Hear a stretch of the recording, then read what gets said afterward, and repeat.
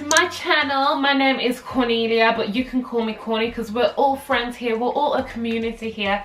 Anyways, today I really wanted to give some advice and tips on what to do for Disneyland, especially on the weekend. I was having a full-on panic attack when I found out that we could only go to Disneyland on the weekend. So I made sure to do a lot of research, and it ended up being a very successful day. And if you want to check that out, I will link the vlog down below and also attach it to the end of this video so you can see what we actually got up to.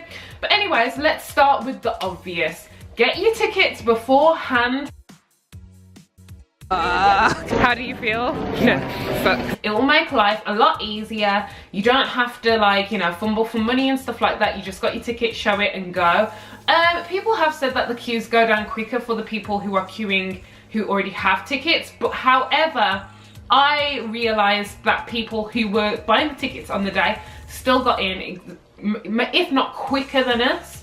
So I don't know if that's actually true, but what I will say that is true, if you really want to get into specifics, go to either end of the queues. Don't go in the center because those are usually the biggest queues and they usually take longer to get you through into the parks. Phone charger, camera charger, like any battery charger, bring with you a portable one because that will be very useful throughout the whole day. And you want to take some happy, wonderful snaps. Make sure you eat your breakfast before you get into the actual Disneyland park. We had onigiris that day, so we just ate and had a little snack beforehand. As soon as you head into Disneyland, don't get distracted, don't buy anything, don't go on any rides just yet, just go for the fast pass. The most popular rides, or the top 2 rides, are probably Monsters Inc. and Winnie the Pooh's Honey Hunt or something like that, Winnie the Pooh Hunt. So what we did is we separated. If you come alone, it might be a little bit harder for you, but because I went with my boyfriend, we kind of like split off, and I went to get a fast pass for Monsters Inc. and he went into the queue for Winnie the Pooh's Honey Hunt. So we were both doing things like simultaneously, and then I went to join him back at the queue, and that ended up working. That system worked a lot throughout the day. I would recommend, if you are serious about getting the most out of Disneyland, to make sure you have internet. You can go on websites online and it will show you like the live times of how long the queues are, how long it takes to wait for the most popular rides, and we were constantly using that throughout the day. We saved a lot of time and we made a lot of decisions based on the queuing and waiting time. So for example, if we wanted to go and eat, or you know, we had like about 50 minutes until our next fast pass was available, we would go and ride that ride because we had the time to. I brought my mini ears. Where are they? I brought my mini ears before I actually got into the park, the actual Disneyland park. There was a store on your way there, and I went into that one because it was less crowded, and I thought before we actually go and queue up, just get in there, get what I want. And so I can flex my mini ears and I'm ready to go and run for that fast pass. We literally ran. It was ridiculous. Oh, another thing that I got. This is Thumper. I went as Thumper during my time there. And it's got like a little bunny bum at the end. I love this, I'm sorry. Yeah, they're not lying when they say it's like the happiest place on earth, guys. It's super cute. Oh yeah, this is so cute, guys. Look, I got this cute little Stitch keychain. Oh my god, is that Mickey's body? I found his head. Okay, that's the little doll from Stitch. I don't know if you know about the doll, but can you see the face? And here's Stitch himself. I don't know if that's his body though. I don't think it's his body. I think it's just a random popcorn. But look how cute that is. So freaking adorable.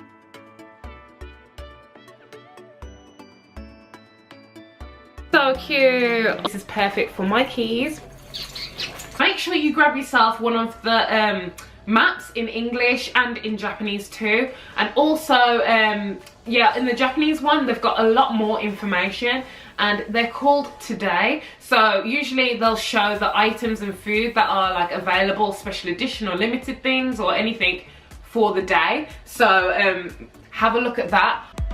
It opens up. On this side, it's got the parade times and stuff like that. I made sure to kind of like pre-plan. I was so sad. There was things that I specifically wanted to try because I know that I'm not probably going to go back to Disneyland for a long time. I wanted to make the most out of it, so I checked that, circled the things I wanted, and we went to find them. And usually they do tell you where each food item is.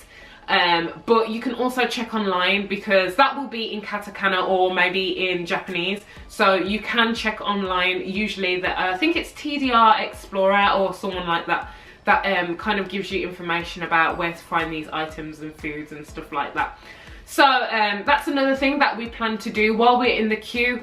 We kind of like planned where we wanted to go next and what we wanted to eat and stuff, and we kind of had like an itinerary. Like, if you're serious, if you want to get to your rides, if you want to make the most out of the crazy busyness that is the weekends in Disneyland, then you should really like prioritize and make a plan of what you're gonna do. But we got on most of the rides, most of the popular rides. Electronically speaking, I would say that Pooh's Honey Hunt and Monsters Inc. are the most impressive, just because of you know, the movement and, you know, how up to date they are and how it's just very interesting, vibrant and fun. And yeah, I would recommend to go on those two first. I would say, guys, do not miss out on Space Mountain.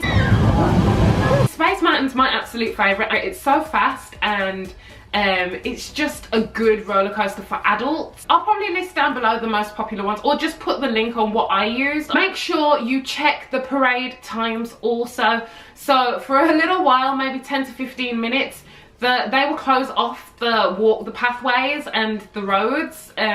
So basically you'll be stuck wherever you are for a good 15 minutes, and you could use that time to be like, to go to queue to whichever ride you wanted to ride next. And what happened with us is we got stuck. We knew where we wanted to go, but we couldn't cross to the other side because we didn't realize there was a parade, and we were like, we can't escape. We didn't want to watch the parade this time. I prefer personally to watch the night parade in Disneyland, just because I think it's less kiddish and it's more beautiful and more stunning at night. I like lights, so I prefer to that. But we did watch like 5 minutes of it, but then after that we just kind of like walked around and looked in the stores. Let's do more about the Fast Pass. Fast Passes, they're available after like 2 hours.